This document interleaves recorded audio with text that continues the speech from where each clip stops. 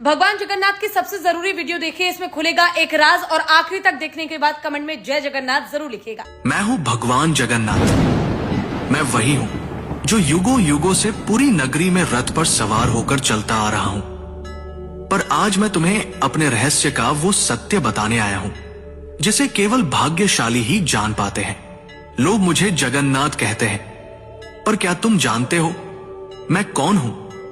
मैं वही हूं जो द्वारका में श्री कृष्ण था, वही जिसने अर्जुन को गीता सुनाई, वही जिसने राधा के प्रेम को साक्षात ईश्वरत्व में बदल दिया, वही जिसने अधर्म के सामने धर्म को विजयी बनाया। जब द्वारका का अंत हुआ, मेरा पार्थिव शरीर समुद्र में प्रवाहित कर दिया गया, पर मेरा हृदय, मेरा चेतन तत्व नष्ट नहीं हुआ। समुद्र में एक दिव्य काष्ठ पवित्र लकड़ी के रूप में प्रकट हुई और बहती हुई पुरी के तट पर आई। उसी समय राजा इंद्रद्युम्न ने मुझे स्वप्न में देखा। हे राजन, ये कोई साधारण लकड़ी नहीं, ये मेरा शरीर है, इससे मेरा विग्रह बनवाओ। राजा ने आदेश दिया। मूर्ति बनाने के लिए एक वृद्ध पुरुष प्रकट हुए। उन्होंने कहा, इन्हें गुप्त रूप से बनाऊंगा, कोई द्वार मत खोलना। वो कोई और नहीं, स्वयं विश्वकर्मा थे। जब मूर्तियां बन रही थी, रानी की चिंता बढ़ी। द्वार खुलवाया गया। मूर्तियां अधूरी थी। मेरे हाथ नहीं थे, मेरे चरण नहीं थे, पर तभी आकाशवाणी हुई, यही मेरा विराट रूप है, यही मेरा जगन्नाथ स्वरूप है, जहां मैं हर सीमा से परे हूं। जो मूर्ति नहीं, चेतना है, जो धर्म का रक्षक है।